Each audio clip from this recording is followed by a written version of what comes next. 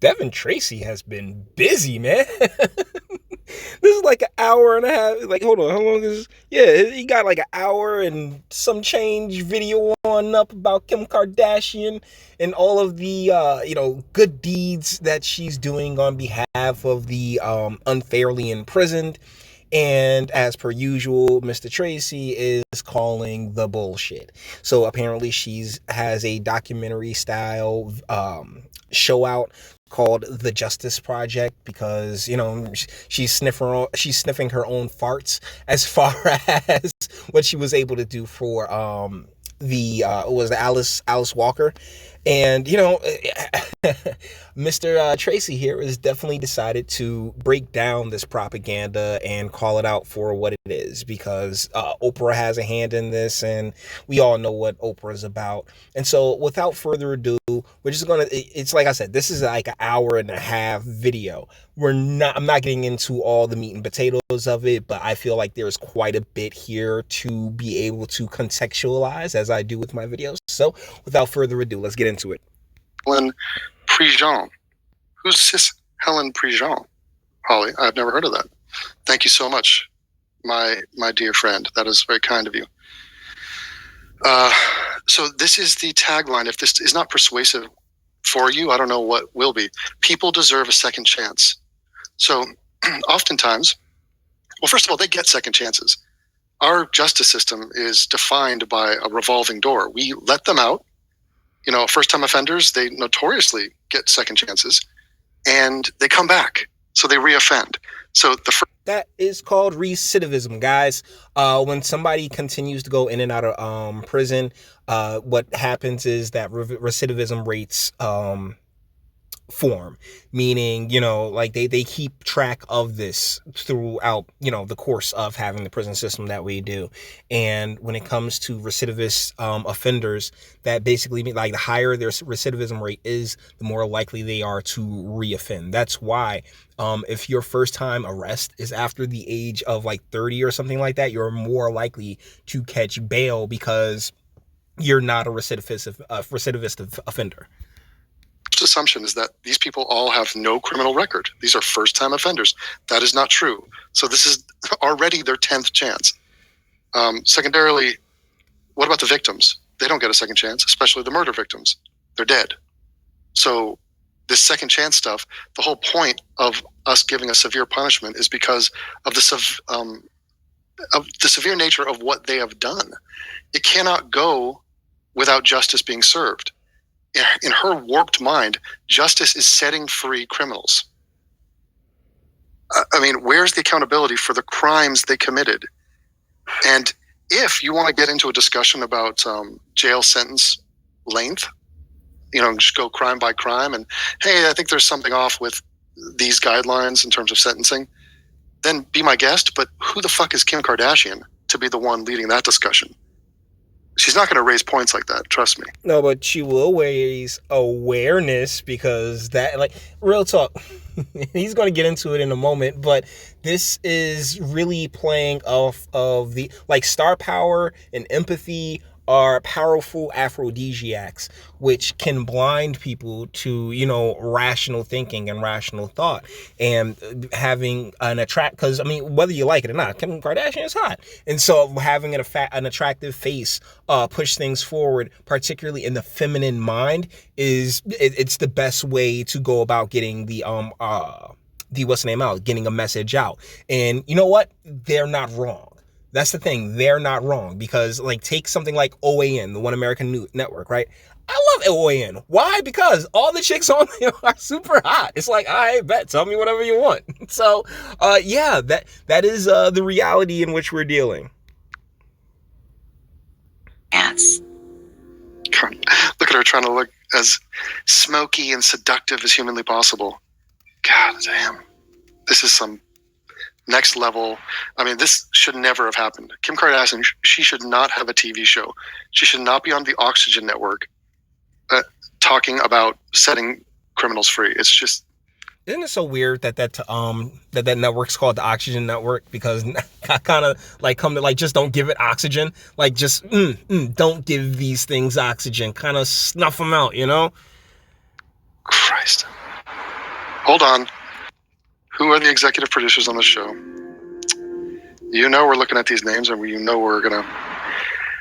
Gil Goldshine. That's Jewish.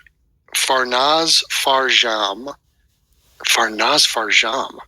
Is that Iranian? Probably. Julie Pizzi. Is Italian? that Italian? Sounds Italian. Feels Italian. Vince DiPerzio. Sounds Italian. My Executive produced by Kim Kardashian West. Oh, Why did she throw the West on? That seems like because she's married, dude. Come on, you atheist and you're non-believer of traditional things. Yeah, throw that West on. It should just be Kim West, honestly. But you know, she got brand deals and all that other fun stuff, so she can just toss the West on at the end. But yeah, she's married. Jesus, yeah, respect that man. known as Kim Kardashian. introduction to the system all started with a woman named Alice Johnson. She was the linchpin. She was the kingpin, the queen pin of a coke ring that dealt in millions of dollars of cocaine trafficking. had been in prison for 22 years, all on a nonviolent drug offense. Joe Exotic is serving 22 years on a nonviolent hiring of a hitman. So, by the way, Donald Trump was asked to pardon Joe Exotic today, or he was asked about pardoning him, and Trump was only loosely aware of who he was, but he entertained the question and laughed about it. And what does that have? See, that's something I really don't like about DT, man. That Trump derangement syndrome that he has. I, for one, haven't seen what's that show? That show Tiger King? I haven't seen it. One, because Netflix doesn't have a new Dave Chappelle special out, so I'm not going to be paying them any money. And two, because I'm just not all that into alphabetical entertainment like that. But I hear it's full of really interesting characters, and that's cool. But if the man's asked about it, then shoot, he's going to give an answer. But he didn't even know what it was, which you should actually kind of be like, I bet. So he's not paying attention to that nonsense. He's actually doing his job. But Mr. Rue here and his TDS. How long is too long? Part one. I had lost my job. Me and my husband had already divorced. Losing my job. Okay, so sob story. Here we go. She's already out of prison. I lost my job, so I started dealing coke. I mean, why isn't that like weeds? See, a white woman does it, and they turn it into a little sitcom, and she gets Emmys for it and whatnot. I do it, they throw me in jail. How's that right? On top of that was traumatic for me. One day, a truck hit and killed my son, Corey. Right. Okay. How is this relevant? I mean, literally all of this backstory, totally irrelevant, completely emotional manipulation.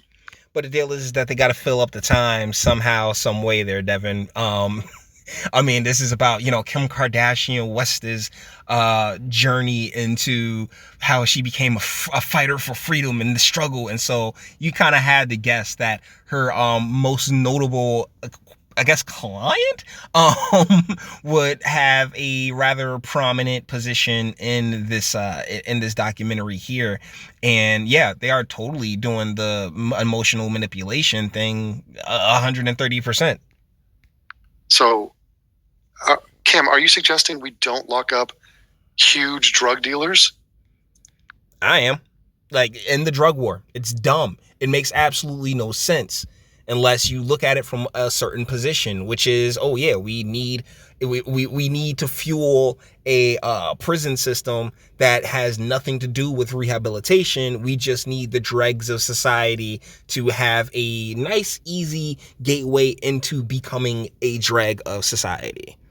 He was 12 years old. Oh my God, Tamir Rice. So doing all of these crazy things that are going on in my life, I've got to deal with burying my son. Okay, so then you started $1 million coke ring? I don't understand. Me neither. I don't know when's a bad time to start $1 million coke ring if you got the stomach for it, right? Hey, excuse me, sir. I'm doing a special. Oh yeah, what's it about? It's about how you raped and killed a girl and then just chucked her body in a river. Okay, where would you like to start? We'll start at the beginning. Well, I was abused as a youngster, and do you have violin music? Could you bring in some? I started getting behind on bills. My house was being foreclosed on. I filed bankruptcy. I've got 5 children who are dependent upon me to take care of them, to keep a roof. Mama Bear, 5 children dependent upon you. Where's the father? Honestly, probably couldn't deal with the bullshit anymore. And you heard that she said that she was divorced. So he probably dipped off and was like, yo, I'm going to go make me a whole another family over here. Who knows? I mean, these stories, particularly because I know what you're doing here, Devin. But the deal is that when it particularly comes to these types of stories, they vary. It's so circumstantial and individualistic in its nature that, yes, is there a problem with fatherlessness in quote unquote Black America? Absolutely no doubt. But is this a very nuanced situation? Yeah, there should be no doubt there either. As if there's one father to the 5 kids. Where are the fathers?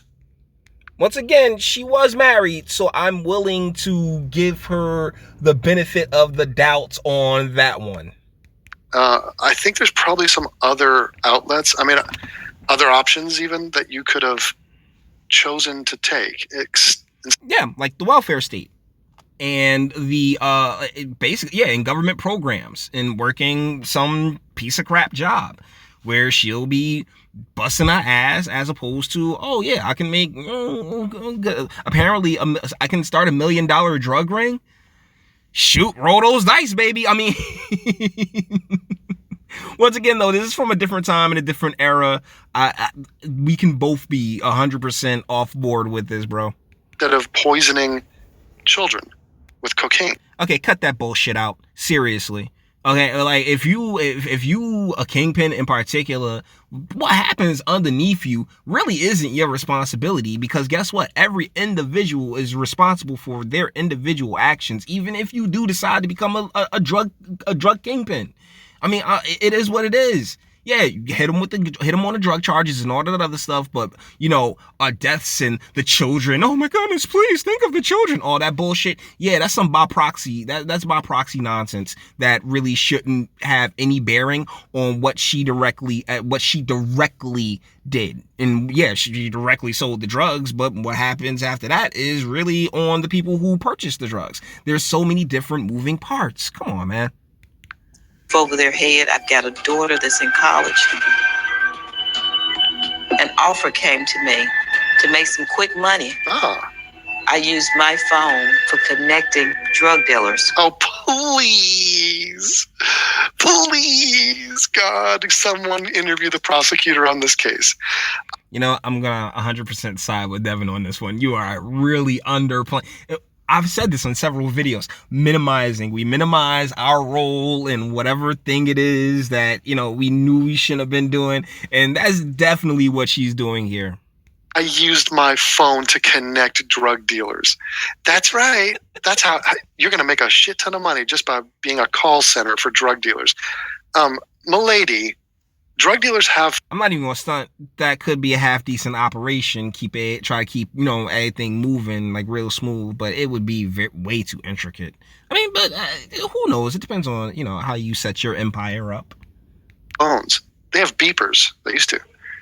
They don't need your services. Why would you be important to them in that capacity? Why would they pay you for this? Christ, she was the head boss. That's why she got put away. Everyone testified against her. You can go look it up on Wikipedia. Well, that's just sexism.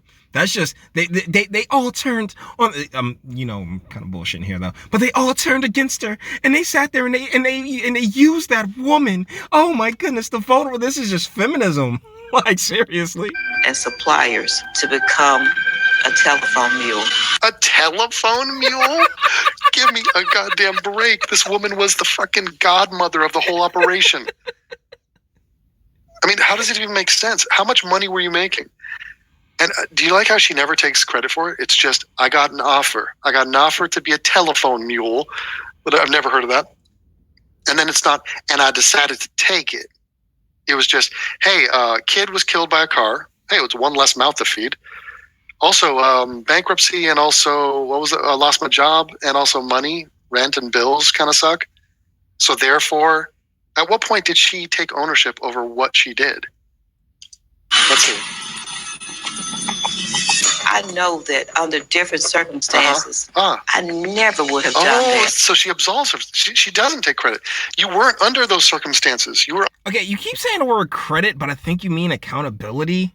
Just like you keep saying like she doesn't take credit for it. But I mean, the courts gave her the credit for it, definitely. But does she take accountability for it? No, not at all. They're the ones that life gave you, and you chose to become a criminal and to harm other people with the spreading of drugs. Don't do. Cut it out, Devin. Seriously, man. We got to end this drug war because it's such nonsense. Really, like one thing, my comments, one thing that the drug war has done to make anything other than police budgets better. Anyone? You? Anyone? You? Drugs, people. Don't do cocaine. Cocaine is bad. Is Kim suggesting we should just legalize cocaine? And I am.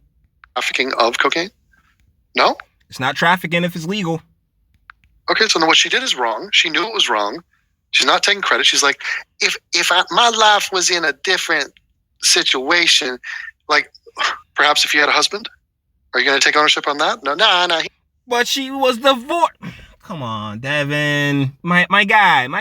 Come on. You're better than this. And I'm going to start. Well, that's the thing. I'm not quoting any Caucasian people, but I'm definitely going to start talking like this more in my videos now because, you got the black voice down from one of us. So maybe, just maybe, I'll talk like this for the rest of the video. He's an asshole. He took off. Alice, she didn't know about who, where, what. Okay. She didn't know who, where, what. She's totally innocent. Just the most innocent drug dealer of $1 million drug cocaine ring in the history of time. She didn't know the quantity of the drugs being sold. Oh my God. She was just a phone mule. Kimmy, that cost her. That's a lie. That's a fucking lie. Absolute horseshit. No criminal record, and never touched the drugs herself. As if the person packing the drugs, that's not the drug dealer, the person, the higher up you go, they're less likely to touch the drugs. I mean, that doesn't help her case. If she was a lowly peasant who was picking the drugs or the coca leaves or whatever, then she would probably just be a pawn in the game. She wasn't. She was the queen in the game. That's why she went down. There's testimony. But you gotta remember the feminism there. I mean, AIU, the lady was just a pawn, and so thusly the pawns are the ones that go down first. Okay, I can't do that. That's ridiculous. I'm getting a headache. But no, on the road to riches and diamond rings, real niggas do real things. So at some point, even if you're going to be a drug kingpin, you kind of got to be in the presence of drugs. And I noticed how he started saying like packing, but if you're packing the drugs, then yeah, you're touching the damn drugs. Now, she may never have been seen touching the drugs, but it is what it is. Let's keep going. Only against her. She was deemed the ringleader. Ta-da! Wait, I thought she was just a telephone operator. What? You saw New Jack City, right? Where they set the educated brother from the bank up to go take the laws for Nino Brown, right? I'm just saying. I'm literally shaking my head right now, side to side. I cannot believe there's no pushback. So there's no integrity. I mean, why would I expect there to be? Kim Kardashian and Oprah Winfrey, no less. Under the watchful eye of Oprah Winfrey, Kim Kardashian is not giving us both sides of the story.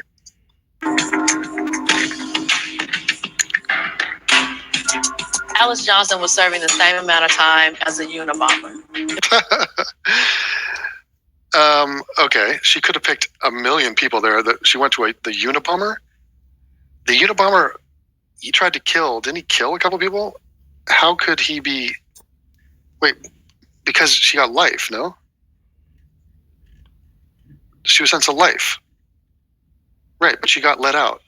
But a lot of people have gotten life. But why'd they go to the Unabomber? Because he's white. The manipulation never stops. Okay, and there's like a bit of notoriety to the Unabomber's tag there by being the Unabomber. If they just said Jeffrey Kassenberg, who was guilty of triple murder, it doesn't have the same ring to it, Devin. Alice Johnson was serving the same amount. I mean, if you throw a dart at any prisoner in our system, it's not going to land on the Unabomber or a white guy or a white murderer. A time as a Unabomber. But he has the notoriety, Devin. People really should feel what that means. Not even pumps. I mean, if she got on like a treadmill, maybe, but man, she's a lot of weave and a lot of chin. I'm not saying that I didn't deserve some time, but a life plus 25-year sentence. Yeah, well, there's probably reasons, because you had multiple charges. It was because you were the ringleader of a massive operation. And plus you got popped, like, you know, as these laws were really going into effect and they needed examples to be made out of. So, you know, thanks, Clinton. So you're not, just jaywalking here. And just think of how lame it is to get one side of a story, especially on a court case. Imagine if you are the creator of a show and you think, hey, we're going to do a show and it's going to have music and production and editing and, good lighting and all that. And we're going to interview all these people and paint a story. And you think someone maybe in the room, in the pitch meeting, they go, okay, so should we give the other side? And Kim's like, that's kind of off message. Well, we could interview like the prosecutor or some of the victims or some of the people, like the witnesses who testified against her. No, that's going to confuse the audience. I think we need to be more direct. I think we need to... Okay, but here's the thing, Devin. They didn't even have that conversation in their meeting because they were all on accord when they sat down, from Oprah to Kim Kardashian to the other producers that you spoke to there that were in the beginning of the video. Deal is that this is agenda-driven nonsense and drivel. Personally, I believe that, is it jacked up that people are in prison right now and many of them didn't do nothing, and plenty of them didn't do nothing? Yes, of course. But I believe that attacking this particularly at the state level, because it's state and local municipalities, would be the better second choice, as opposed to doing a documentary off of one win and when it comes to the federal system and the federal level. Because like I say all the time, it's 3 to 4 different